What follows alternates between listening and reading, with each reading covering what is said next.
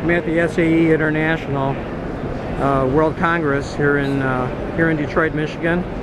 It's Tuesday, April 24th at Cobo Center in Detroit. And this caught my eye right away. This vehicle is owned by Mr. Jack Beatty. There he is over there. So I had a nice interview with him, and this is his vehicle.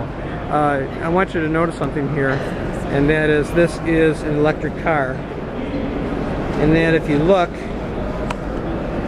this was at Meadowbrook in 2005. 1916 Detroit Electric Brougham model 60/98S, owned by Jack Beatty. It's a beautiful vehicle, but what this really shows is that electrification of vehicles was around way before you may realize. Very tall vehicle. My understanding is that there were some that were taller, and then the roofs were actually lowered. And it's a 48 volt system. These are all 6 volt. Or I'm sorry, 42. I think it's 42 volt system. I'll have to double check with Jack. This is how he charges up right now.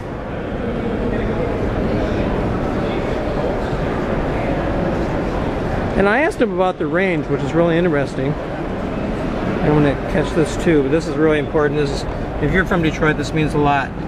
The Detroit Electric. There you go. Take a look on the inside as well.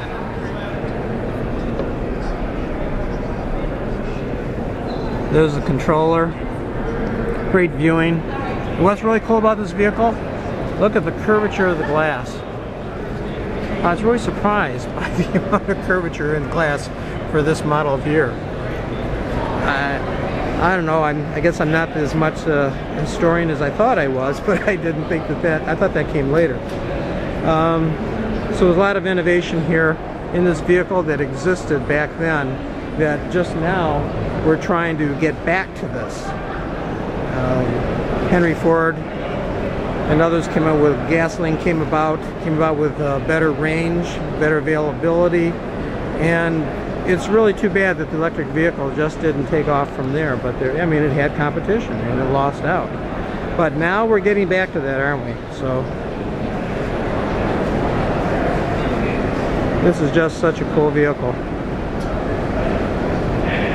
One thing he told me is that the panels here were also aluminum, and I was surprised by that too. That the